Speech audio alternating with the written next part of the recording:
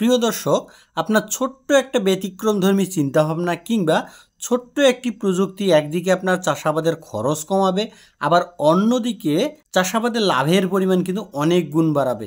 কিভাবে করবেন জানতে সম্পূর্ণ ভিডিওটি দেখতে থাকুন। তো বন্ধুরা, আপনারা দেখছেন কৃষি রকমারি সবাই ইউটিউব চ্যানেল এবং আমি আপনাদের পাশে আছি সুনীল কুমার রায়। ভিডিওটি শুরু করার আগে যারা এখনও আমার চ্যানেলটিকে সাবস্ক্রাইব করে নাই, কৃষির তথ্যমূলক ভিডিও সবার আগে পেতে ভিডিওটিকে লাইক করে চ্যানেলটিকে সাবস্ক্রাইব করুন। এবার আসুন মূল আলোচনায়।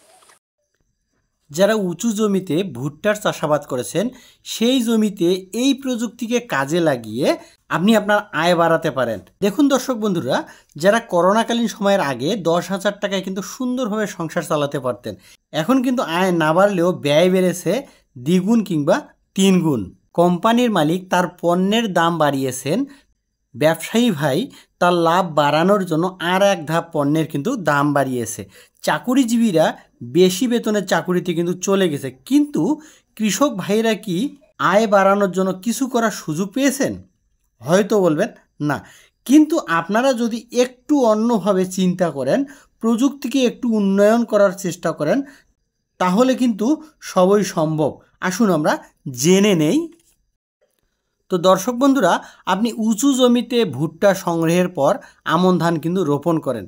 এই মাঝখানে যে সময়টা আছে সেটাকে কাজে লাগিয়ে কিন্তু আপনি বরবটি চাষাবাদ করতে পারেন। কাজটিকে কিভাবে করবেন? ভুট্টা সংগ্রহের কমপক্ষে 15 থেকে 20 দিন আগে বরবটি, করলা, শসা, ঝিঙ্গা, চিচিঙ্গা ইত্যাদির বীজ কিন্তু রোপণ করতে পারেন। মাচা কিভাবে তৈরি করবেন? প্রথমে ভুট্টার গাছ কিছুটা কাঁচা থাকা অবস্থায় আপনারা প্রয়োজন অনুযায়ী কিন্তু উচ্চতা রেখে আপনার 2 গিটের মাঝখানে এইভাবে ভেঙে একটার সাথে আর একটা কিন্তু মুড়িয়ে দিতে পারেন। এমনভাবে মুড়িয়ে দেবেন যেন মাচাটা অনেকটা মজবুত হয়। ফসলের অবস্থা অনুযায়ী গাছ থেকে গাছের যে দূরত্ব সেটা কিন্তু দিতে পারেন। যেমন করলার জন্য একরকম দূরত্ব দিতে পারেন, বরবটির জন্য আর এক রকম দূরত্ব দিতে পারেন। তবে একটা বিষয় মাথায় রাখবেন, গিটের মধ্যে কিন্তু কখনোই ভাঁজ দেবেন না, তা না হলে কিন্তু পট করে ভেঙে যেতে পারে।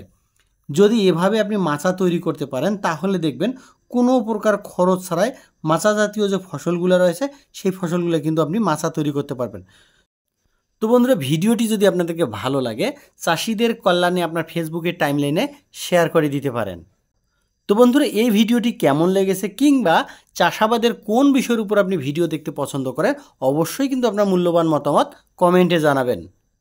তো বন্ধুরা, আজ এ পর্যন্ত, দেখা হচ্ছে পরবর্তী আর একটা তথ্যমূলক ভিডিওতে। সে পর্যন্ত ভালো থাকবেন, সুস্থ থাকবেন, শুভ কামনা রইল। এবং এরকম তথ্যমূলক ভিডিও রেগুলার পাওয়ার জন্য চ্যানেলটিকে সাবস্ক্রাইব করে পাশে থাকতে পারেন।